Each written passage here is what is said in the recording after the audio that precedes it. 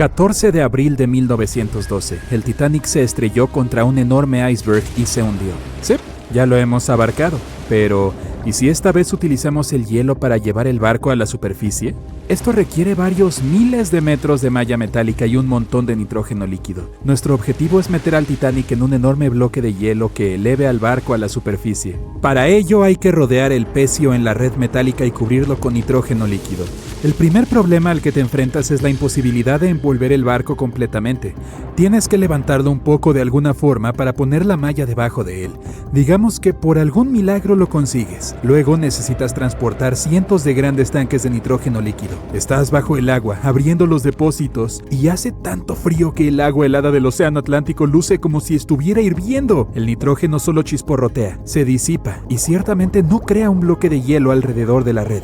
Nuevo intento, elevar al Titanic con la ayuda de enormes imanes. Para ello necesitarás un gran crucero y unos potentes imanes. Conectas gruesos cables a los magnetos y los bajas hasta el fondo. Unos proyectores brillantes iluminan las negras profundidades del océano. Partes del pecio son visibles. Los imanes descienden más y se aferran al casco de hierro del barco. El crucero tira de los cables y los magnetos hacia arriba. Algunos de ellos se desprenden del Titanic, ya que la superficie de hierro está cubierta de arrecifes y corales. Algunas partes del pecio se desprenden del barco y se elevan. La fuerza del crucero no es suficiente. Uno de los cables se rompe. No solo el peso de cada una de las partes del Titanic, sino también la colosal presión del agua interfiere en la operación. El barco hundido no puede ser levantado completamente, solo sus pequeñas partes. Ya hubo un intento de alzar al Titanic por partes. La operación, que costó $5 millones, fracasó. Se fijaron eslingas de nylon a una gran parte del pecio. Los otros extremos de esta se conectaron a los motores diésel. Para toda la operación se utilizó un mini submarino. Se sacó un pedazo del Titanic de 21 toneladas, pero una de las eslingas se rompió por la fuerte presión del agua. Entonces, uno a uno, los demás cables empezaron a romperse y un enorme trozo cayó al fondo del mar. Para ese momento, todos los participantes en la operación de rescate se habían quedado sin provisiones y estaban muy lejos de la costa más cercana, así que decidieron no hacer un segundo intento. Se escribió un libro y se hizo una película sobre cómo se levantó al Titanic con aire comprimido. En realidad, nadie intentó esta operación. Para hacerlo se necesitarían varios cientos de grandes cilindros de aire comprimido. Al principio los instalas dentro del casco del Titanic y esperas a que tiren del barco hacia la superficie. En cuanto se bajan los cilindros bajo el agua, inmediatamente flotan hacia arriba. Esto complica enormemente la operación. Hay que sujetar los botes con cables y tirar de ellos hasta el fondo utilizando un potente submarino. O mejor aún, varios de ellos. Debido a la alta presión, los cilindros podrían estallar. En este caso, la onda expansiva golpearía otros cilindros y provocaría una catástrofe. Demasiado caro e inseguro. El plan más costoso y complejo para elevar al Titanic es probablemente aquel en el que los científicos extraen de alguna manera el hidrógeno y el oxígeno del agua del océano. Luego, estos elementos extraídos deben llenar contenedores especiales. Estos depósitos se fijan al barco, entonces este subiría a la superficie. Aunque se extraiga el oxígeno y el hidrógeno de millones de toneladas de agua, el resto del agua del océano lo sustituirá. Una máquina que sea capaz de ese filtrado debería costar miles de millones de dólares, o se puede conseguir un elemento químico que utilice una reacción en cadena para purificar toda el agua. En este caso, todo el océano mundial se quedará sin el vital oxígeno. Alguien sugirió una vez hacer explotar al Titanic. Necesitarás bajar varias cajas de dinamita al fondo del océano. Estas deben estar completamente selladas para evitar que el explosivo se moje. Luego deberías hacer funcionar varios kilómetros de cable que conduzca una corriente eléctrica hasta ellas. Una vez realizado todo esto, navegas hasta una distancia segura. Ahora vas a pulsar el botón para pasar la corriente por el cable y activar la dinamita. 3, 2, 1. Espera. ¿Por qué haces esto? Aunque funcione, los restos del Titanic quedarán esparcidos en todas direcciones en el fondo del mar. Será imposible elevar el barco del océano. Imagina un enorme gancho que pueda recoger al Titanic y levantarlo del fondo como un pez. Este debe ser enorme para poder alzar un barco hundido. Digamos que lo has creado tú. Luego, estás en un enorme crucero que navega hasta el lugar del accidente y baja el gancho como un ancla. Cae justo sobre el Titanic, pero no se aferra a él. Se necesita un equipo especial para enganchar un ancla del tamaño de un autobús al Titanic. Se requeriría un enorme submarino con brazos mecánicos. Construir tal dispositivo y hacerlo funcionar bajo una enorme presión es ya casi imposible. Pero, digamos que, finalmente consigues enganchar al Titanic. Es entonces cuando te das cuenta de que el crucero no tiene suficiente potencia para llevar el barco que pesa más de 50 toneladas y el ancla que añade unas 10 más. Para completar tu tarea necesitarás algunos cruceros más y unos cuantos millones de dólares extra. Una vez que la cera caliente se enfría, se endurece y flota en la superficie del agua. ¿Y si la llevamos al fondo del océano y la vertemos dentro del Titanic? Esto puede funcionar, dado que la cera no es un material costoso. Así que, esta se funde, se vierte en tanques resistentes y estos se jalan hasta el fondo con la ayuda de un submarino. Los recipientes pueden soportar una enorme presión y el buque tiene suficiente potencia para bajar la cera hasta esa profundidad. Los contenedores se colocan en el interior del Titanic. A través del mando a distancia se abren los recipientes, pero el material no sale. Cuanto más se profundiza, más se enfría el agua. Mientras se entregan los contenedores al barco, la cera se enfría y se solidifica en su interior. Varios recipientes son presionados contra la parte superior del barco, pero no es suficiente para levantar al Titanic. Otros contenedores simplemente flotan hacia la superficie. Y aunque los recipientes fueran termostáticos y se mantuvieran calientes en su interior todo el tiempo, una vez liberados, la cera se solidificaría en un instante. No habría tiempo para que se extendiera y cubriera el Titanic desde adentro. Así que simplemente flotaría hacia arriba también. Llenas varias bolsas grandes y resistentes con vaselina. Esta sustancia actúa como la cera en el frío, se vuelve sólida y flota. Quieres poner las bolsas por todo el Titanic y esperar a que la vaselina lo eleve. Se cargan los recipientes en el submarino y se desciende al fondo marino. No se puede llegar a algunas partes del barco debido a los corales adheridos. Decides descargar todas las bolsas en un solo lugar, pero en cuanto sacas la vaselina del submarino, los recipientes se rompen debido a la fuerte presión. Trozos sólidos de vaselina flotan hacia arriba empujados por el agua. Misión fallida.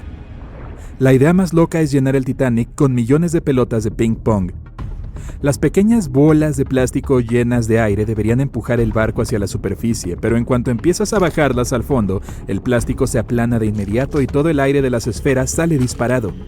Puedes entregar las bolas dentro de un submarino, pero cuando las pongas dentro del Titanic, la presión las volverá a aplastar. También puedes crear bolas de material ultra ligero y fuerte y llenarlas de aire. En este caso necesitarás mucho más dinero. En cuanto pongas las esferas dentro del barco, algunas de ellas se colarán inmediatamente por los agujeros del navío. Y las restantes no serán suficientes para levantar el fondo de los restos del pecio que pesan más de 50 toneladas. Bueno, para estudiar al Titanic no hace falta bajar al fondo del mar. En internet se puede encontrar un mapa detallado en 3D que muestra el lugar del naufragio, así como el propio barco en el lecho marino. Para obtener una imagen realista del Titanic, los investigadores utilizaron tecnologías de sonar y robots submarinos, que tomaron más de 10.000 fotografías del barco hundido. Entonces, ¿tú qué piensas? ¿Dejarlo en paz? Sí, yo también. Era el comienzo de 1912. Un trozo gigante de hielo se desprendió de un glaciar en el suroeste de Groenlandia. Este estaba formado por nieve que había caído miles de años antes del evento. Tal vez cuando los mamuts aún deambulaban por la tierra, el iceberg inició su viaje. Era algo enorme, más de 520 metros de largo y un peso de más de 75 millones de toneladas. También era un trozo de hielo muy tranquilo. Se mantuvo alejado de barcos y rutas de transporte transitadas. Y luego, de alguna manera, flotó mucho más al sur que otros icebergs. Nuestro iceberg tuvo suerte. Otros se derriten mucho antes de llegar a estas bajas latitudes. De los hasta 30.000 icebergs que se alejan de los glaciares de Groenlandia, solo el 1% llega hasta el Atlántico. Incluso después de derretirse en el agua durante meses, este enorme bloque de hielo seguía siendo casi el doble de pesado que el puente Golden Gate. La parte superior del iceberg se elevaba 10 pisos sobre la superficie del océano. Varios días antes de que nuestro iceberg llegara al océano Atlántico, un magnífico barco zarpó de un puerto. Era un transatlántico de lujo que transportaba a más de 3.000 pasajeros y tripulantes. En ese momento era el barco más grande jamás construido. Era el Titanic. La colisión ocurrió el 14 de abril, cuando el barco estaba en el Atlántico Norte, a 600 kilómetros de Terranova. Incapaz de desviar su curso, el barco sufrió la rotura de al menos 5 de sus compartimentos de casco. Comenzaron a llenarse de agua a una velocidad alarmante. Los compartimentos del Titanic no estaban tapados en la parte superior. Es por eso por lo que el agua se filtró y comenzó a inundar a cada uno de ellos. La parte delantera del barco comenzó a hundirse, lo que provocó que la parte trasera se elevara verticalmente en el aire. Y luego, con un rugido ensordecedor, el revestimiento se partió por la mitad. El resto es historia. Pero, ¿qué pasó con el iceberg después de eso? El 15 de abril, el transatlántico alemán SS Prinz Adalbert navegaba por el Atlántico Norte. Viajaba a unos pocos kilómetros del lugar donde el Titanic se había hundido varias horas antes. El mayordomo en jefe del barco alemán, que aún no se había enterado del desastre, vio un iceberg. Lo que llamó su atención fue una gran franja de pintura roja que recorría la base del iceberg. Sorprendido, el hombre tomó una foto de su descubrimiento. Pensó que la pintura significaba que un barco había chocado contra el iceberg en las últimas 12 horas. La siguiente persona que vio el iceberg y le tomó otra foto fue el capitán de un barco que tendía cables de telecomunicaciones en alta mar. El barco fue enviado para ayudar en la zona donde se había hundido el Titanic. Más tarde, el capitán afirmó que el iceberg que había visto era el único en esa área. Además, estaba la pintura roja. No era difícil conectar los puntos. En 2015 una de estas fotos se vendió en una subasta por más de $32,000. Y aún así, los expertos no están seguros de si la imagen realmente muestra el infame bloque de hielo. Podría ser un simple iceberg que había estado flotando cerca en ese momento. El gran barco insumergible había desaparecido, hundiéndose hasta el fondo del Atlántico Norte, donde permanece hasta el día de hoy. Pero el iceberg continuó su camino, dejando perplejos a algunos testigos y derritiéndose lentamente en el agua circundante. Desaparecería por completo antes de fin de año. A las 11:40 p.m., el Titanic hizo contacto con un iceberg en el Océano Atlántico Norte. Se encontraron y restauraron muchos artefactos como partes del barco, joyas y platos, por nombrar algunos. La embarcación tardó aproximadamente 3 horas en sumergirse por completo en las remotas aguas heladas. La noche era fría y muy viva. La orquesta tocaba música y encantaba a los invitados a bordo.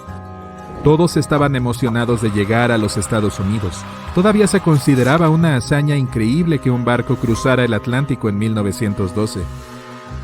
Pero a medida que avanzaba el día, había una atmósfera de fatalidad inminente para el capitán y su tripulación. Sin embargo, nadie más lo sintió. Les parecía que nada podía salir mal y que esta sería otra noche normal. Para ellos, el Titanic era insumergible. Lo último que piensas cuando piensas en el Titanic es en la tripulación del correo. Sí, había carteros a bordo entregando correo a los Estados Unidos. Puede parecer una ocupación bastante mundana, pero había que pasar una prueba muy dura para ser aceptado a bordo. Y solo unos pocos candidatos principales calificarían, y esos pocos serían preseleccionados y aceptados. John Starr March, estadounidense, era uno de estos carteros que ganaba entre $1,000 y $1,500 al año trabajando en el Titanic. En 1912, esto se consideraba mucho dinero. No formaban oficialmente parte de la tripulación del barco, ya que la tripulación del correo estaba ubicada cerca de los cuartos de tercera clase, pero dada su influencia y resistencia, finalmente fueron trasladados y se les dio un comedor privado. March consiguió este trabajo porque necesitaba el dinero para mantener a su familia. Encontró una manera perfecta de ganar mucho dinero trabajando en un gran barco que cruzaba el océano. Tenía 51 años en ese momento y venía de Nueva Jersey. Lamentablemente, él estaba a bordo cuando el barco se hundió y no logró sobrevivir. Pero recuperaron un reloj de bolsillo que nos da una pequeña idea de lo que sucedió esa fatídica noche. Es una caja de oro grabada con filigrana y tiene una leyenda que dice que fue hecha por Elgin National Watch Company. A primera vista pensarías que esta sería una antigüedad bastante genial sobre la chimenea, pero hay algunos detalles inusuales al respecto. Hay señales obvias de que el agua se filtró debajo del vidrio y los brazos negros del reloj indican que la hora es exactamente la 1:27. Nos deja preguntándonos por qué el reloj se detuvo a esta hora precisa. ¿Qué estaba haciendo su dueño? Los empleados del correo estaban operando una instalación de clasificación de correo eficiente y en pleno funcionamiento a bordo del Titanic. Esto no era algo que vendría a menudo en un crucero, ya que los transatlánticos típicos usan bolsas de correo cerradas para transportar el correo de un puerto a otro. Pero la instalación de clasificación de correo en el Titanic permitía a los pasajeros enviar postales cada vez que el barco atracaba en zonas de tránsito en Irlanda y Francia. Según los informes, la gente comenzó a regresar a sus habitaciones alrededor de las 11 p.m., pero algunos de ellos todavía estaban dando vueltas y disfrutando de la noche. Los 5 carteros estaban celebrando el cumpleaños de un colega en su comedor separado. 5 minutos antes del impacto, los miembros de la tripulación vieron el iceberg y tocaron la campana 3 veces como advertencia de que había algo delante del barco. Dieron órdenes para que el Titanic se moviera hacia la izquierda, o como dicen en el negocio, girara a estribor, para hacer que los motores retrocedieran, pero no fue suficiente para evitar el gran impacto. A las 11:40 p.m., el Titanic chocó contra el iceberg y estalló el desastre en el interior. No solo el agua se filtró y finalmente hundió el barco, sino el pánico y el caos entre los pasajeros y los miembros de la tripulación. El capitán Smith llegó a la cubierta y se le informó que el Titanic había chocado contra un iceberg, y al mismo tiempo la sala de correo comenzó a llenarse de agua. Sabemos que el barco de 268 metros se sumergió por completo alrededor de las 2:20 a.m., con 706 sobrevivientes. El tiempo entre el impacto y el hundimiento fue realmente accidentado. A medianoche comenzaron a preparar los botes salvavidas para la evacuación de los pasajeros. Se dieron órdenes para que mujeres y niños abordaran los botes con algunos tripulantes para guiarlos y operarlos. El problema era que los 20 botes disponibles solo podían albergar a 1,178 personas, del total de más de 2,200 pasajeros a bordo. March y sus colegas comenzaron a clasificar el correo. Había caos al dirigir y ordenar. Con cada segundo que pasaba, el agua helada llenaba el barco. 15 minutos después de la medianoche, el capitán Smith ordenó a los miembros de su tripulación que enviaran una señal de socorro. Aunque el SOS se estableció antes que el Titanic, muchos otros usaban CQD.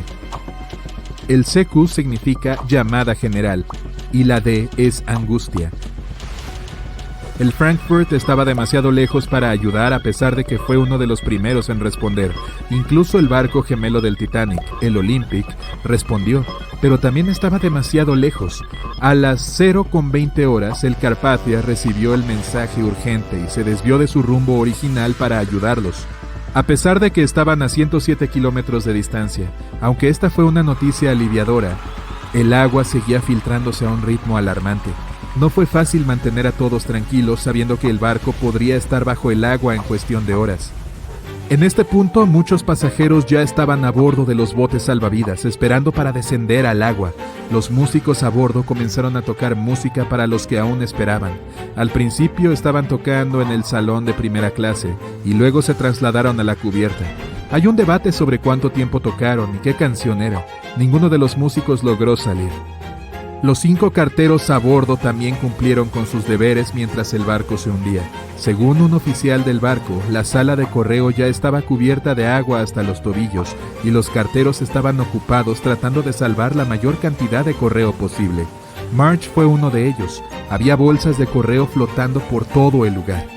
Comenzaron con el correo certificado. Testigos del hundimiento del Titanic informaron que los carteros estaban poniendo bolsas de correo en la cubierta para evitar que se mojaran hasta que llegara la ayuda. También mencionaron que las bolsas de correo flotaban en el agua helada. No fue hasta las 0:45 horas cuando el bote salvavidas número 7 en el lado izquierdo del barco fue bajado al agua. A pesar de que tenía espacio para aproximadamente 65 personas, solo 27 personas estaban adentro. Muchos de los botes de seguridad llevaban menos pasajeros que su capacidad máxima permitida. A la tripulación le preocupaba que los barcos volcaran si había tanta gente en ellos. Algunos informes sugieren que algunas personas incluso se negaron a abordar los barcos, manteniendo la afirmación de que el Titanic era insumergible. Al mismo tiempo dispararon uno de los 8 cohetes de socorro, pero no les sirvió de ayuda. A las 12:55 am, los botes salvavidas 2 y 3 descendieron a las aguas con 2 pasajeros masculinos saltando a bordo. 5 minutos después se bajó otro bote de seguridad con unas 39 personas. En este punto el agua entró por la base de la gran escalera. En los siguientes 20 minutos se bajaron más botes de seguridad, la mayoría de ellos con poca carga. Todavía no había ayuda. El Carpathia aún estaba en camino. Crecía el pánico y aumentaban las tensiones. Hubo mucha ira por las personas que se quedaron atrás. Alrededor de la 1:30 a.m., las cosas estaban saliendo de control. Se detuvo el embarque organizado de pasajeros a los botes. El reloj de March se detuvo 3 minutos antes, lo que podría significar que él era parte de la pelea entre los miembros de la tripulación y los pasajeros. El Carpathia tardó 3 horas en llegar. March no estaba entre los sobrevivientes. Su reloj resultó ser uno de los hallazgos esenciales en los restos del Titanic. Finalmente fue devuelto a las 2 hijas de March y ahora está en una de las colecciones del Museo Postal Nacional. March fue un hombre que hizo lo que tenía que hacer en las peores circunstancias. El tiempo era un bien preciado para las personas a bordo del barco, y este reloj resultó valioso para aprender más sobre las historias trágicas, pero inspiradoras, del Titanic. John miraba incrédulo mientras se alejaba en un trozo de madera. En las gélidas aguas del Ártico, se iba lentamente. Contempló el barco en el que había trabajado y vivido mientras elevaba su enorme proa hacia el cielo, y luego se partió por la mitad, provocando un sonido que solo un rayo podría reproducir. Consternado y aturdido, creía que él, y solo él, conocía la oscura verdad que se escondía tras la desaparición del insumergible barco, el Titanic. 5 días antes, mientras este zarpaba en su viaje inaugural, John trabajaba duro junto con sus compañeros en la carbonera, almacenando el carbón para alimentar el poderoso horno del Titanic. Habían abastecido y almacenado más de lo que John había visto en cualquier otro barco en el que hubiera trabajado. Pero este era el Titanic, el más grande que jamás había surcado los mares. En él, nunca podía haber demasiado carbón. Cuando salieron de Belfast y se dirigieron a Southampton, hubo un gran estruendo bajo la cubierta que pasó desapercibido. El horno rugía y las turbinas giraban, empujando el Titanic hacia adelante a un ritmo acelerado. La tripulación vitoreaba mientras el buque avanzaba, sin percatarse del fuerte ruido concerniente. Al llegar a Southampton, Greg subió a bordo entre otros cientos de pasajeros. Con 13 años en el mar, su amplia experiencia incluía el papel de contramaestre en 6 barcos anteriores. Preparado para un nuevo reto a bordo del mayor navío jamás construido, estaba deseando afrontar el siguiente desafío de su carrera. Greg venía con una gran experiencia, especialmente en la navegación por el Ártico. Su papel era vital dentro de la tripulación, conocer los mares que rodean el Polo Norte. Sería un vigía clave cuando se dispusieran a cruzar la peligrosa trayectoria del Callejón de los Icebergs. Greg tenía algunas preocupaciones con respecto al viaje. La órbita de la Tierra estaba notablemente cerca del Sol y de la Luna, lo que provocaba mareas más altas. Esto haría que los icebergs fueran más prominentes, alejándolos más hacia la ruta del Titanic en su viaje a Nueva York. Al evaluar la torre de vigilancia e inspeccionar el equipo disponible, Greg no encontró binoculares. Esto le preocupó, pero los marineros se limitaron a reírse de él. «Si en la cubierta faltan cubitos de hielo, seguro que atravesamos un iceberg para reabastecernos», se rió un marinero. Greg no compartía este sentimiento. Ansioso por saber por qué los habían dejado sin equipo en una función tan vital en el barco, Greg preguntó más. Lamentablemente, el oficial que tenía las llaves del armario de suministro de binoculares había sido apartado de la tripulación en el último momento. Greg no podía creer que se hubiera pasado por alto algo tan importante. Para un barco tan poderoso y con tanta gente a bordo, cruzando en una ruta particularmente peligrosa, esto no tenía sentido. Pero como no quería ser multado por irrumpir en la propiedad del barco, Greg lo dejó pasar, esperando que no necesitaran los binoculares. Al final, si se detectaban icebergs, se haría una llamada de aviso al capitán, informando de cualquier preocupación. Poco sabía Greg que se había recibido un aviso, notificando los peligros que aguardaban, pero el telegrama no llevaba el título requerido, que aseguraría la entrega directa al capitán. Así que la advertencia crítica se pasó por alto. John y su tripulación bajo cubierta se prepararon para la partida, avivando los motores. Notó una esencia de escape espesa, demasiado pesada para lo que se esperaría de los hornos. La tripulación buscó por todas las cubiertas inferiores. Tras una búsqueda exhaustiva, consiguieron localizar la causa del escape. Se trataba de un montón de carbón encendido dentro de una carbonera. Se desconocía cuándo se había encendido, pero era evidente que una acumulación de carbón había estado ardiendo, aumentando lentamente de tamaño. La cantidad de carbón ardiendo era preocupante. Se dio la alarma, alertando a un oficial para que revisara el asunto. Este evaluó los daños y confirmó al capitán que se consideraba poco preocupante, ya que solo se habían producido daños menores. John no estaba seguro de esta evaluación, ya que sabía que en los espacios confinados rodeados de mamparos de hierro, se produce un ambiente de horno que intensifica el calor con el tiempo. El Titanic avanzaba con fuerza, lo que no tenía sentido para John, ya que acababan de salir de Southampton. Estaba seguro de que habrían dado la vuelta. John y su tripulación recibieron la orden de echar el carbón ya encendido en el horno y seguir paleando, hasta contener todo el contenido humeante. Era una tarea posible y minuciosa que podía llevar todo el viaje. La continua entrada de carbón haría que las turbinas girasen en un ritmo constante y acelerado. No para lo que fue diseñado el Titanic. Fue concebido como un lujoso transatlántico de pasajeros y no para batir récords de velocidad. Sin embargo, la tripulación encontraría entusiasmo no solo en reconocer al Titanic como el insumergible, sino también como el más rápido. John y su tripulación continuaron paleando el carbón en el horno durante varios días. La temperatura dentro de la proa era cada vez más caliente. El calor contenido en el mamparo era tan intenso que se debilitaban las costuras de las paredes de hierro y los remaches. 2 días más, solo 2 días más. John se reía, tratando de levantar el ánimo de sus compañeros mientras trabajaban sin descanso. Pero mientras todos reían, bromeaban y esperaban con ansias llegar a tierra firme, se acercaban, sin saberlo, a su destino. El Titanic avanzaba a toda velocidad por el tranquilo mar. Greg miró hacia adelante, arriba en la torre de vigilancia, manteniéndose alerta, ya que ahora estaban en territorio de icebergs. A pesar de que el camino estaba despejado, podían producirse falsos horizontes, lo que creaba confusión sobre lo lejos que estaban realmente los objetos en la distancia. Al viajar por las aguas de la corriente del Golfo hacia la corriente del Labrador, más fría, las columnas de aire se enfriaban de abajo arriba, creando una inversión térmica. Esta presión de aire increíblemente alta aseguraba la ausencia de niebla, proporcionando una visión aparentemente clara. Pero la inversión térmica puede crear ilusiones ópticas, mostrando el horizonte más lejano, apareciendo más alto en la distancia, enmascarando cualquier objeto que pudiera venir antes. Estos falsos horizontes llenos de mar ocultan fácilmente cualquier iceberg que pudiera estar acercándose. Greg conocía los peligros de un mar tranquilo en el Ártico y prefería las aguas agitadas, donde es más fácil detectar los icebergs entre las olas. Desde el mirador, Greg miraba hacia el oscuro abismo que tenía delante. De repente, a 1,5 kilómetros justo delante, una imagen formidable surgió rápidamente de las oscuras aguas que lo rodeaban. ¡Iceberg, justo al frente!, Greg gritó a su compañero, que rápidamente llamó al timón y les indicó que viraran con fuerza a estribor. El timonel recibió la llamada. En el calor del momento, giró el timón en sentido contrario a las agujas del reloj. Entonces se dio cuenta de que había girado el timón en el sentido equivocado y se puso rápidamente en la dirección contraria. El barco se dirigió hacia el iceberg, virando a babor y reduciendo la velocidad. Aunque hubo un retraso en el giro del timón, la corta distancia desde la señal y el ritmo rápido con el que navegaban puede que no hayan supuesto ninguna diferencia. A medida que se acercaban al iceberg, parecía que lo iban a perder, pero más del 87% de este estaba bajo el agua. Y cuando se acercaron al costado, el hielo oculto debajo golpeó la proa de babor, perforando el costado del casco con un desgarro de 1 metro cuadrado. El barco se agitó y todos a bordo se dieron cuenta de que algo estaba mal. Entre la confusión y el miedo, no se dieron cuenta de los daños.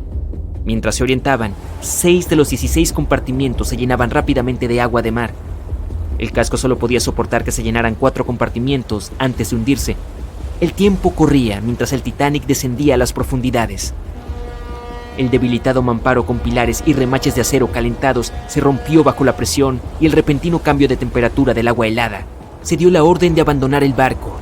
Se prepararon los botes salvavidas para ser liberados mientras enviaban señales de ayuda a los barcos cercanos. El operador de radio estaba sentado, llamando constantemente a un barco cercano que había estado en contacto con el Titanic recientemente. Hubo una comunicación constante con este barco durante los últimos días, proporcionando avisos de icebergs desde que el Titanic partió de Southampton. El último mensaje de advertencia recibido fue hace apenas 1 hora. Al recibir el último aviso, el operador respondió ignorantemente: «Cállate», dando por sentado que sus avisos de icebergs no tenían sentido. Tras esta desafortunada respuesta, el barco apagó su radio y guardó silencio. El barco más cercano que respondía a sus señales de socorro se encontraba a 800 kilómetros de distancia, demasiado lejos para prestar ayuda a tiempo. hubo innumerables errores que causaron el final acuático del Titanic, ya fuera por contribución directa o por pura ignorancia. El más trágico de ellos fue el número de personas a bordo del barco, 2.224. Solo había suficientes botes salvavidas para rescatar a 1.178, apenas la mitad de la gente. ¿Alguna vez te has preguntado cuánto queda del Titanic en estos días? Bueno, si no has estado viviendo debajo de una roca, probablemente sepas que han pasado más de 100 años desde que el barco más famoso del mundo naufragó.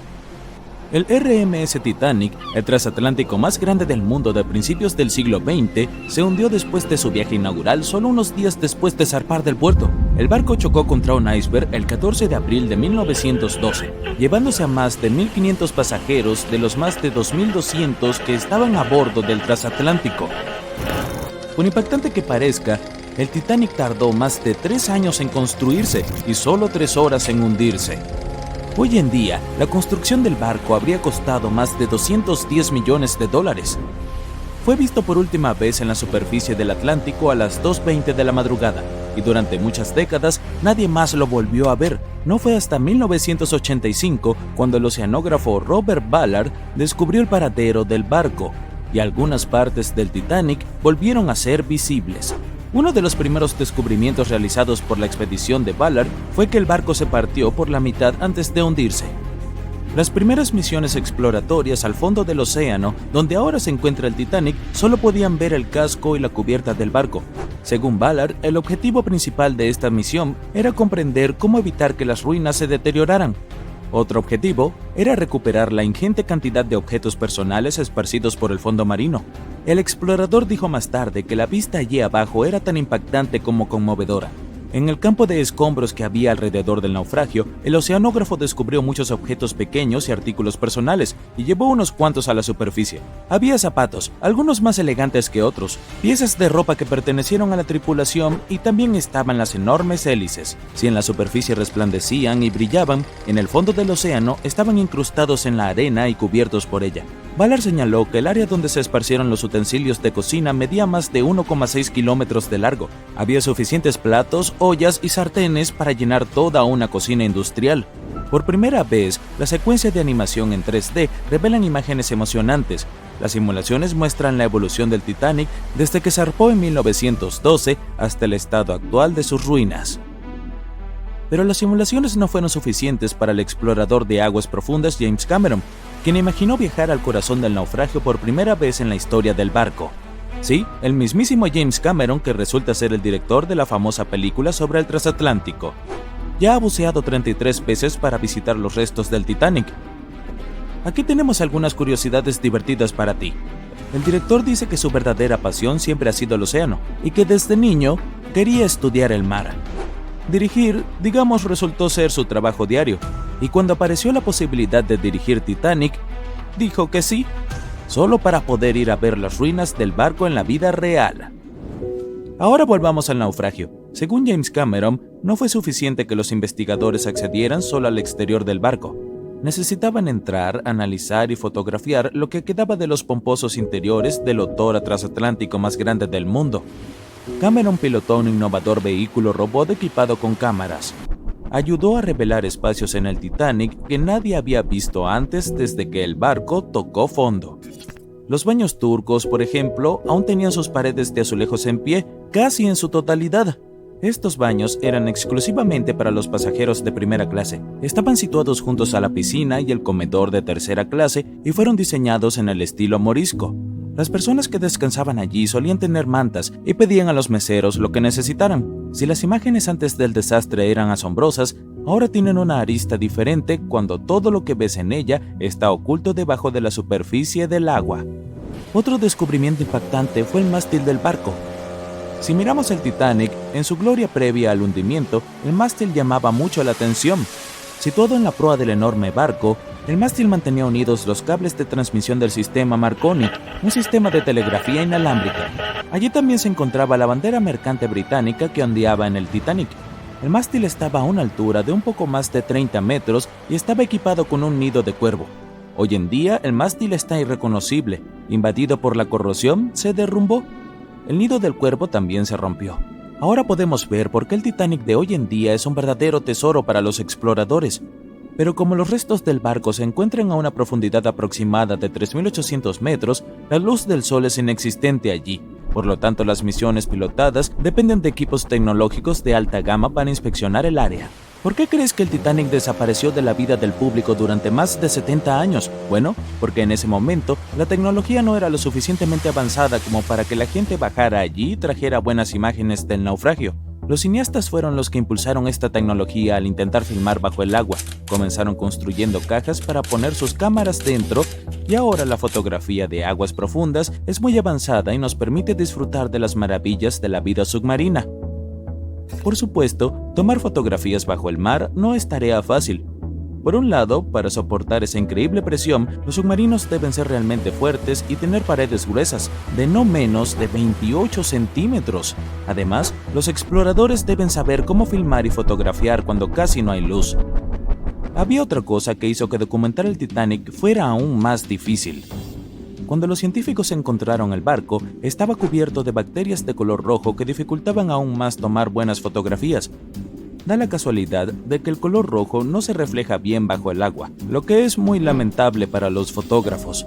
Por esta razón, los vehículos operados por humanos que bajan a recorrer las ruinas están equipados con potentes dispositivos de iluminación. Cuando ves algunas partes del barco desde lejos, parece como si hubiera cera de color marrón rojizo goteando sobre las ruinas del Titanic. Pero en realidad, estas estructuras con forma de carámbano son colonias de microorganismos. Cuando el barco se hundió, trajo consigo una enorme cantidad de bacterias que antes no existían en el fondo del océano. Pero ahora, estas bacterias, junto con las condiciones extremas del fondo del océano, se han convertido en una combinación desastrosa para las ruinas del barco. Estas colonias rojas de microorganismos en realidad se alimentan de hierro y acero, que es básicamente todo lo que queda del Titanic. Algunos de estos microorganismos son unas bacterias llamadas Holomonas titanicae. Pueden comer hasta 100 kilogramos de hierro por día. Esto hace que el Titanic sea una fuente de alimento colosal para ellas. Ha habido muchas especulaciones sobre la esperanza de vida de los restos del barco, después de que los investigadores descubrieron este extraño óxido. Pero, según Cameron y su equipo de investigación, el Titanic no se va a desintegrar pronto.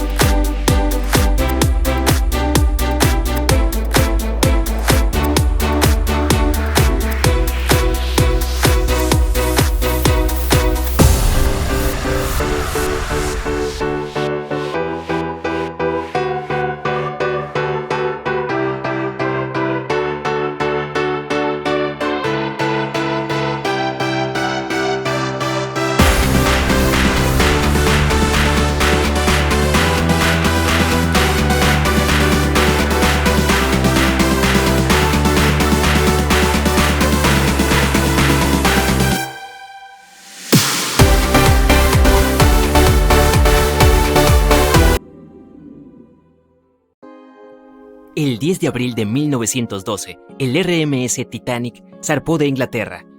Pero esa no era la presentación de un barco normal. El Titanic fue el transatlántico más grande jamás construido en ese momento. Tenía 270 metros de largo, casi el tamaño de 3 campos de fútbol. Y medido desde el casco hasta la parte superior de las chimeneas, el barco tenía una impresionante altura de 53 metros. Ese es el tamaño de un edificio de 17 pisos. Considerado insumergible, se necesitaron 3.000 trabajadores durante casi 3 años para construirlo. Pero apenas 4 días después de su primer viaje, a las 11:40 p.m., chocó con un iceberg y se perdió bajo las olas del Océano Atlántico. El barco tardó solo 2 horas y 40 minutos en hundirse. Y de los más de 2.200 pasajeros y tripulantes a bordo, solo sobrevivieron 706. El naufragio permaneció perdido durante otros 73 años, ocultando sus muchos secretos dentro de las gélidas aguas del Atlántico. Y si no fuera por un hombre cuya vida entera la había dedicado a explorar el mar, el barco gigante podría haber permanecido perdido por mucho más tiempo. Ese hombre era Robert Ballard. De niño, Ballard estaba obsesionado con el océano. Esta fascinación comenzó cuando solo tenía 12 años. Fue entonces cuando vio una adaptación cinematográfica de la novela de ciencia ficción de Julio Verne, 20.000 leguas de viaje submarino. Lo tenía todo para despertar la imaginación de un joven, desde aventuras y extrañas criaturas hasta un poderoso vehículo submarino llamado Nautilus. Podría viajar a cualquier lugar del mundo al que quisiera ir.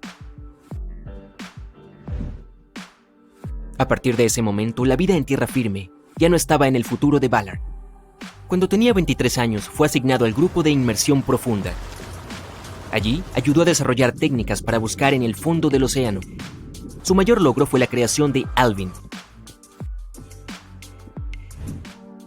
Era un submarino pequeño y fácil de maniobrar, que podía transportar a 3 personas. También presentaba un brazo mecánico externo, diseñado para recolectar muestras bajo el agua, mientras la tripulación permanecía segura y seca en el interior. El submarino Alvin rápidamente demostró ser útil para una variedad de tareas. Por ejemplo, una vez se utilizó para rastrear un avión que se había estrellado en el mar. Pero el submarino experimentó una serie de contratiempos. En un caso, fue atacado por un pez espada, lo que provocó que resurgiera rápidamente.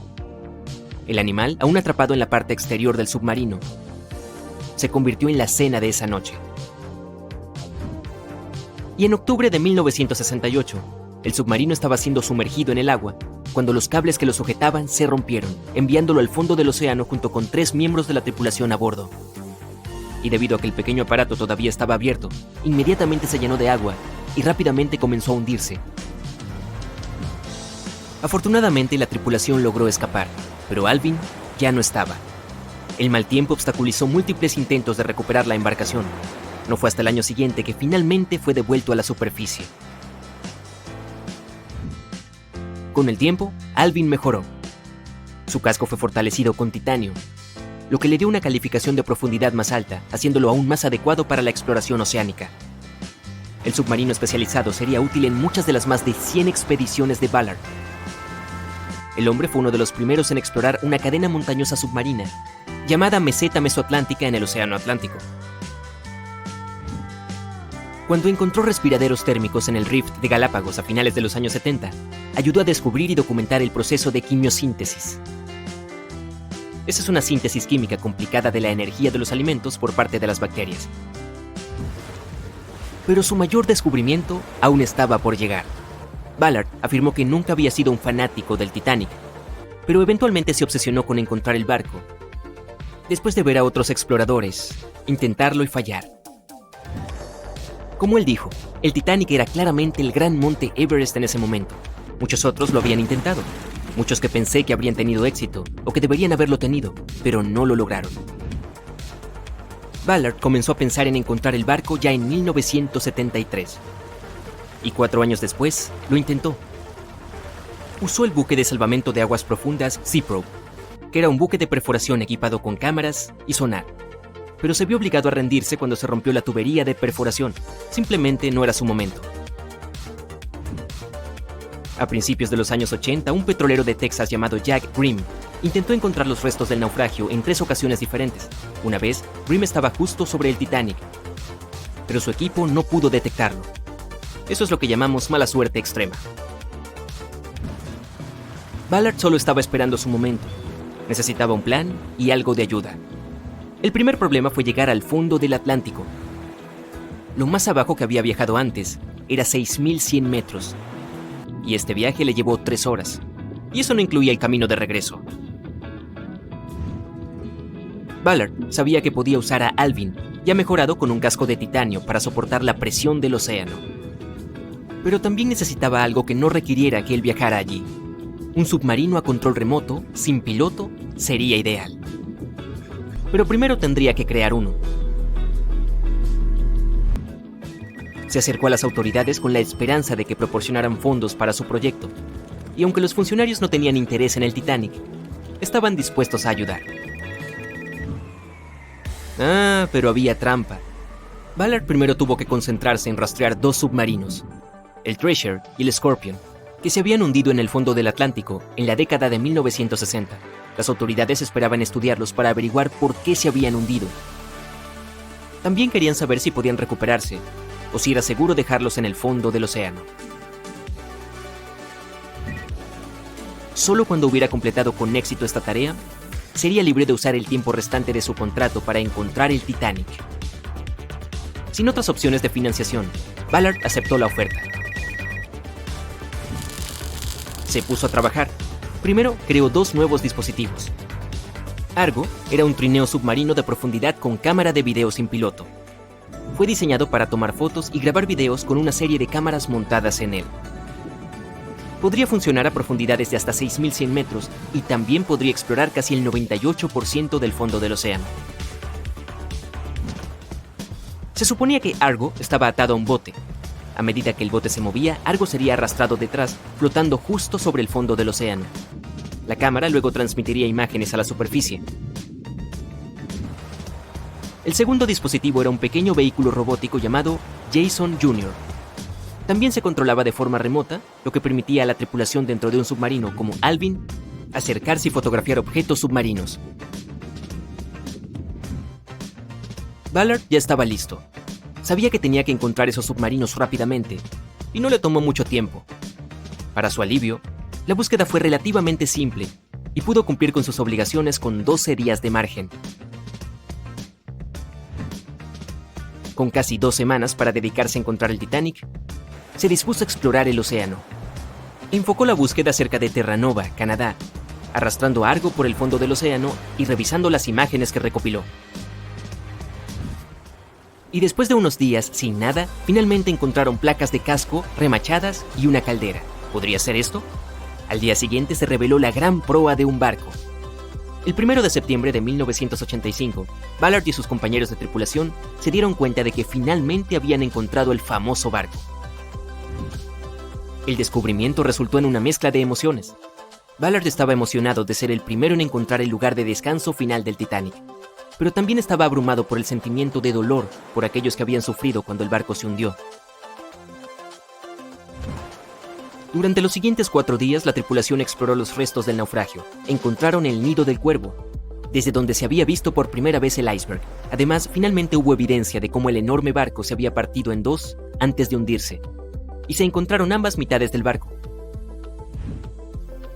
Había muebles y vajillas, y lamentablemente, varios zapatos de cuero de los que no habían llegado a un lugar seguro estaban esparcidos por el fondo del océano. Ballard tuvo éxito donde otros fracasaron y se convirtió instantáneamente en una celebridad en todo el mundo. Uno pensaría que ubicar el Titanic sería suficiente para un hombre, pero no para Ballard. En 2019, asumió el reto de resolver otro misterio: la desaparición de Amelia Earhart. Earhart había intentado ser la primera mujer en volar alrededor del mundo. Desafortunadamente, desapareció en algún lugar sobre el Océano Pacífico en 1937. Ni ella ni su avión fueron encontrados. Ballard esperaba que su suerte con el Titanic lo ayudara a encontrar dónde se había hundido Earhart, pero su expedición no pudo encontrar nada. Y aunque Robert Ballard ha encontrado más naufragios que nadie, es solo la punta del iceberg. Se estima que hay más de 3 millones de naufragios en el océano, y Ballard solo ha localizado 100 de ellos. Ahora, con más de 70 años, el hombre espera alentar a los jóvenes a continuar con su trabajo de exploración del océano y sus muchos misterios. En 1989 comenzó Jason Learning Project, para inspirar a los estudiantes de primaria a dedicarse a las ciencias, tecnología, la ingeniería y las matemáticas. Y también tiene su propio barco de investigación llamado EV Nautilus, por el nombre del submarino en la novela de Julio Verne. Un merecido homenaje a la historia que inspiró su carrera. Es el 10 de abril de 1912, un soleado día de primavera. Eres uno de los pasajeros de primera clase a bordo del Titanic, justo cuando el barco está a punto de partir de Southampton. Imagina la emoción de todos, el aire fresco de primavera, los sonidos del mar. Estás paseando por la cubierta más alta del Titanic cuando ves varios botes salvavidas. Cuando empiezas a contarlos, recuerdas la capacidad del barco. Es de poco más de 3.000 personas. Espera, ¿hay suficientes botes salvavidas para todos a bordo? Veamos los números. El Titanic podría llevar un total de 64 botes salvavidas. Un número que fácilmente podría haber ayudado a salvar a todos los pasajeros a bordo. El diseñador en jefe, Alexander Carlisle, planeó equipar el barco con 48 botes salvavidas, pero el Titanic terminó con solo 20. El hecho de que este número de botes salvavidas no fuera suficiente para todos los pasajeros no era ilegal en ese momento. Esto se debió a que la cantidad de botes salvavidas requeridos se calculó en función del tonelaje de un barco, no de su capacidad de pasajeros. Hablando del Titanic, esta cantidad de barcos se eligió por razones estéticas, para que las cubiertas lucieran menos atestadas para los pasajeros de élite y clase alta. Después de que se tomó la decisión final sobre los botes salvavidas, Carlisle renunció a su trabajo. Los paseos de los pasajeros por las cubiertas del Titanic eran agradables a la vista, pero ¿valían la pena? En 2012, un siglo después del naufragio, se descubrieron nuevos documentos relacionados con la escandalosa falta de botes salvavidas. Parece que un inspector de seguridad llamado Maurice Clark propuso agregar al menos 10 botes salvavidas 5 horas antes de que el barco zarpara. Pero como los dueños del barco querían salir a tiempo, su petición fue pasada por alto. También se advirtió que, a menos que mantuviera este secreto, sería despedido. En retrospectiva, si los propietarios hubieran seguido su consejo, unas 700 personas más podrían haber sobrevivido esa noche. Los 20 botes salvavidas que realmente llegaron a bordo podrían haber transportado hasta un tercio de los pasajeros, incluso a su máxima capacidad. Pero trágicamente, algunos de ellos se lanzaron al agua con solo 12 personas, cuando podrían haber salvado fácilmente hasta 65 cada uno. Para empeorar el desastre, los miembros de la tripulación del Titanic no estaban debidamente capacitados en el uso del equipo de lanzamiento de botes salvavidas. Es por eso que los botes fueron lanzados lentamente, de manera incorrecta y a veces sin la supervisión adecuada. De los 20 botes, solo 18 se pusieron a flote correctamente. Además, los pasajeros no fueron informados sobre las medidas de seguridad. Un simulacro de botes salvavidas debería haber tenido lugar el 14 de abril, pero el capitán finalmente canceló el evento. Uno de los tantos mitos que rodean al Titanic y su catastrófico final también está relacionado con la falta del número necesario de botes salvavidas. No había ninguna ley marítima en ese momento que dijera que las mujeres y los niños deberían subirse primero. Pero era una costumbre universalmente aceptada en situaciones como un naufragio. Poco después de que el Titanic se hundiera en las heladas aguas del Atlántico, comenzaron a correr rumores. Se decía que algunos hombres desesperados habían recurrido a disfrazarse de mujer en esos momentos finales antes de la medianoche del 14 de abril de 1912. Querían conseguir un lugar en los botes salvavidas. Al mismo tiempo, hay poca o ninguna evidencia de que alguno de los pasajeros masculinos del Titanic haya hecho esto. En cualquier caso, ¿qué pasó con esos 20 botes salvavidas que estaban a bordo del Titanic después de que el barco chocara contra el iceberg? Lo que sí sabemos es que todas estas embarcaciones fueron desplegadas entre las 00:40 y las 2:15 horas, con un total de 718 personas a bordo. Cuando fueron rescatados por el RMS Carpathia alrededor de las 4 a.m. del mismo día, solo quedaban con vida 705 personas. La tripulación del RMS Carpathia tardó más de 4 horas y 30 minutos en recoger a todos los pasajeros y 13 de los botes salvavidas. Esto fue todo lo que se le permitió llevar al barco de rescate. El resto de los botes, ahora vacíos, quedaron a la deriva en el mar. Los que sí fueron rescatados, luego fueron devueltos a White Star Line, la compañía naviera británica que operaba el Titanic. Curiosamente, después de ser devueltos, parecen haber desaparecido de los registros oficiales. La última imagen jamás tomada de los 13 botes salvavidas supervivientes fue cuando los descargaban en el puerto de Nueva York. Triste e irónicamente, allí es donde se suponía que el Titanic estaría el 18 de abril de 1912. A los botes salvavidas se les retiraron sus placas de identificación del Titanic o de cualquier otra marca que pudiera haberlos vinculado al barco. Algunas fuentes afirman que los botes finalmente fueron destruidos. Pero, ¿esto realmente era la verdad? El destino de un bote salvavidas en particular ha sido fuente de mucho debate. El bote plegable A, el último en abandonar el barco, fue recuperado por el RMS Oceanic, un mes después del accidente. En ese momento estaba a unos sorprendentes 322 kilómetros del lugar donde se había hundido el Titanic. Además, en el barco había un anillo de matrimonio grabado con las palabras Edward to Gerda. Un triste mensaje para una pareja que se perdió en el mar después de lograr escapar del Titanic que se hundía.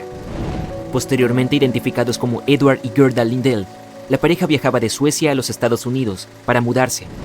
Algunas historias afirman que el señor Lindell, de hecho, llegó al bote plegable A, pero su esposa no tuvo tanta suerte. Ninguno fue visto nunca más, y el anillo de bodas finalmente fue enviado al padre de Gerda.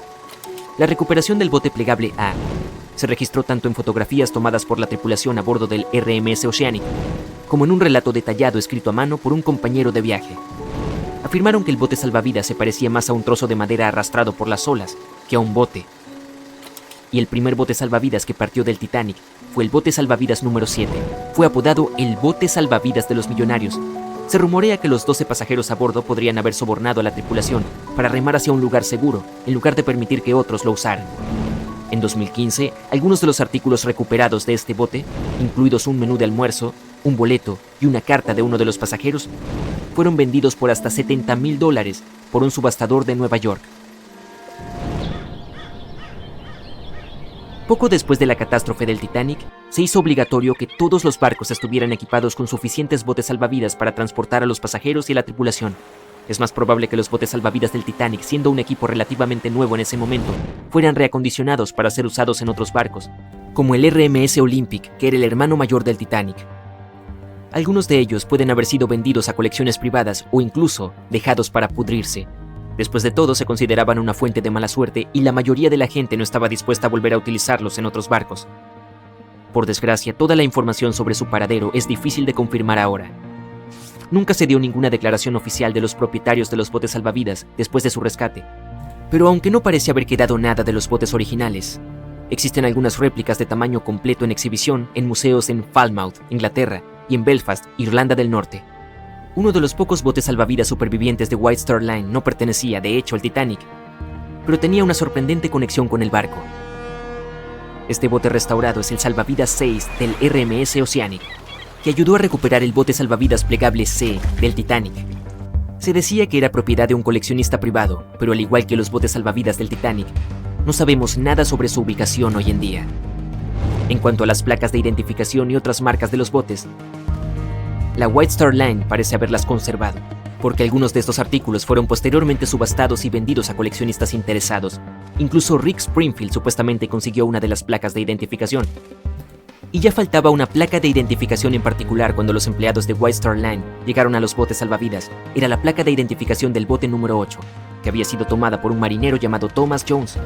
Más tarde se la regaló a otro sobreviviente del Titanic, la condesa de Rhodes, junto con una carta reconociendo el vínculo que formaron la noche del naufragio. Se puede encontrar otros artículos similares en exhibición en diferentes museos, como el Museo y Centro de Artes de Learn, en Irlanda del Norte, o la Galería de Arte y Museo de la ciudad de Worcester. Para ser honestos, algunos expertos afirman que incluso si hubiera habido más botes salvavidas a bordo del Titanic, simplemente no habría habido suficiente tiempo para desplegarlos a todos. Así de severo fue el impacto. Muchos investigadores dicen que todo sucedió tan rápido después de que el barco chocó contra el iceberg, que es sorprendente que tantos pasajeros lograran sobrevivir.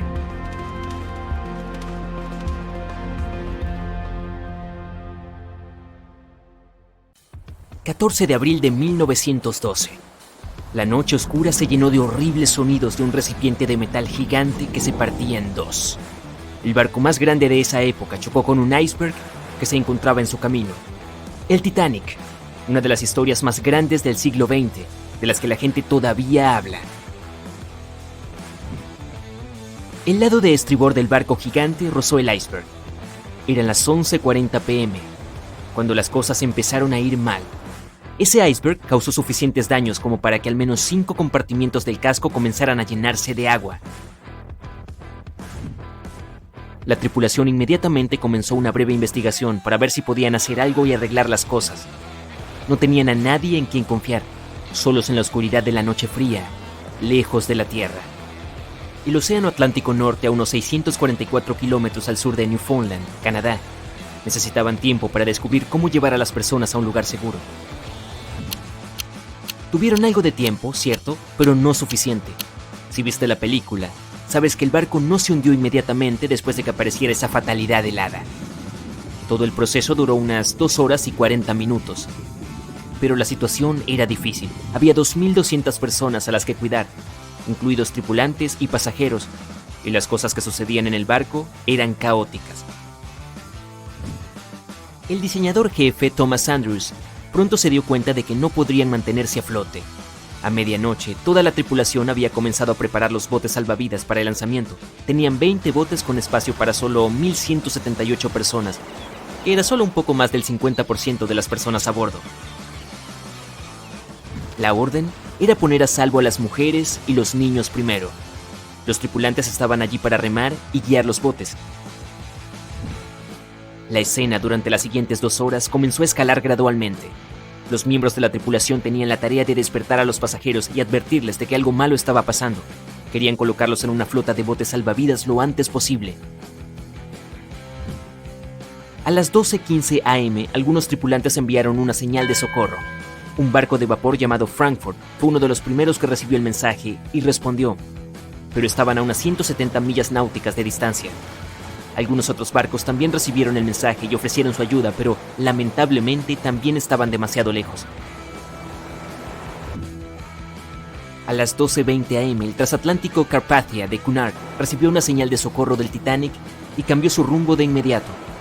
Estaba a 58 millas náuticas de distancia en ese momento y les tomaría más de 3 horas llegar allí. 20 minutos después, la tripulación bajaba el primer bote salvavidas. Llevaba solo 27 pasajeros, aunque tenía espacio para 65. Muchos de los botes salvavidas que se lanzaron primero estaban muy por debajo de su capacidad. Los miembros de la tripulación estaban preocupados, pensando que los cabrestantes no podrían sostener un bote salvavidas completamente cargado, y al principio muchos pasajeros tenían demasiado miedo de abandonar el barco. Todavía pensaban que el Titanic era insumergible y no podían imaginar el escenario que sucedería 1 o 2 horas después. La tripulación disparó el primero de 8 cohetes de socorro, pero fracasó. Nadie estaba lo suficientemente cerca para ayudar. A la 1:20 am bajaron 10 botes salvavidas. El número 8 tenía solo 28 personas en él. Uno de los pasajeros del número 10 era Milvina Dean, de 9 semanas. Más tarde se convertiría en la última superviviente que vivió hasta 2009 y cumplió 97 años. Ya eran las 2 am.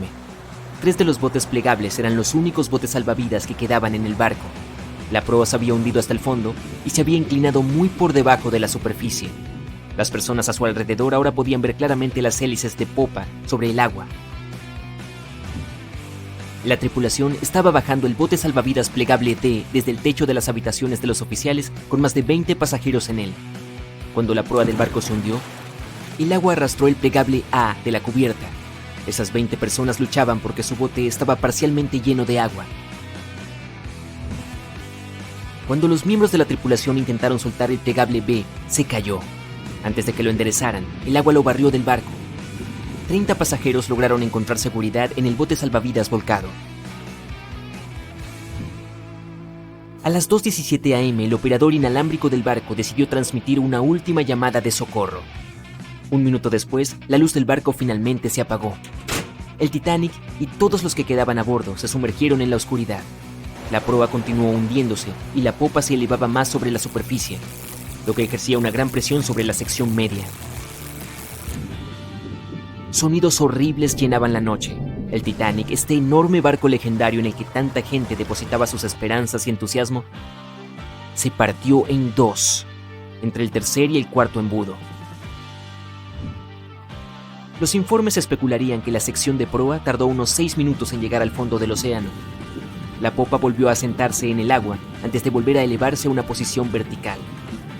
Permaneció en esta situación hasta que finalmente desapareció en el océano. A las 2:20 am, la popa aparentemente retuvo aire en el interior y la presión del agua la aplastó a medida que bajaba. La popa aterrizó a unos 610 metros de distancia de la proa. La gente consideraba al Titanic como el barco más rápido del mundo. Pensaron que era insumergible porque 4 de sus compartimientos podían inundarse, y eso aún no causaría una pérdida crítica de flotabilidad. Su vida fue problemática desde sus inicios. Mientras el barco salía del puerto, se movió a medio metro de otro barco llamado New York.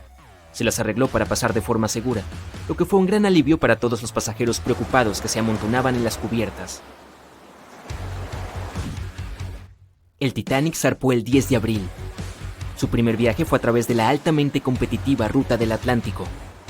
En la fecha del lanzamiento, el Titanic se convirtió en el objeto móvil más grande en la historia de la humanidad.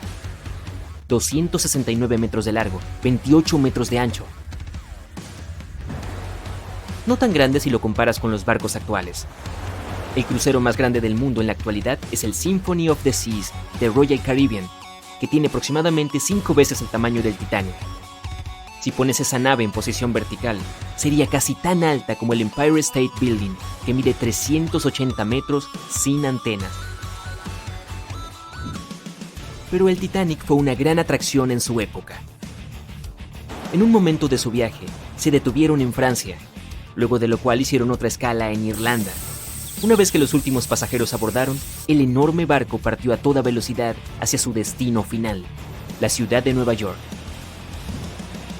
4 días después del inicio de su travesía, el Titanic no logró desviar su rumbo de un enorme iceberg. La historia que todos conocemos. Solo sobrevivieron 700 personas, y la mayoría eran mujeres y niños. La noche era extremadamente fría. 1 hora y 20 minutos después de que el Titanic se hundiera en el fondo del océano, los sobrevivientes ni siquiera estaban seguros de que alguien viniera a salvarlos. Por fin vieron una luz. Se trataba del Carpathia viniendo hacia ellos. Vinieron por la gente en los botes salvavidas. La tripulación los subió a bordo y sacó del agua a un puñado de pasajeros. Muchos barcos intentaron ponerse en contacto con el Titanic unas horas después de que se hundiera. Sus mensajes nunca fueron devueltos.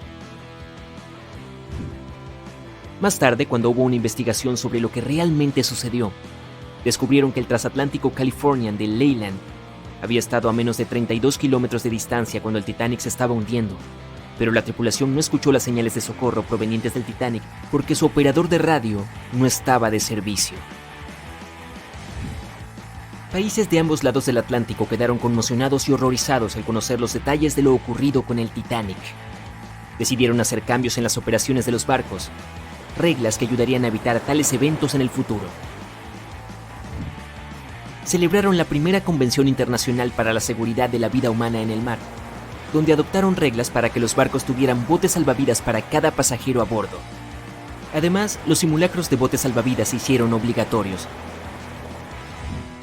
También decidieron establecer una patrulla internacional de hielo. Su función principal era monitorear los icebergs en las rutas de navegación del Atlántico Norte. Los barcos también necesitaban mantener una vigilancia por radio las 24 horas. El Titanic no se construyó solo. Debido al tamaño de este magnífico barco y todo el equipo nuevo que requería, habría sido demasiado caro como único barco, por lo que el equipo construyó el Titanic junto con 2 barcos hermanos, y ambos tuvieron vidas llenas de acontecimientos. RMS Olympic llegó primero. Fue lanzado en 1910 y durante todo un año fue el transatlántico más grande del mundo. El Britannic fue otro barco gemelo que navegó durante un tiempo antes de que también terminara en el fondo del océano. Pero solo el Titanic se convirtió en leyenda y en uno de los casos más fascinantes de la historia moderna.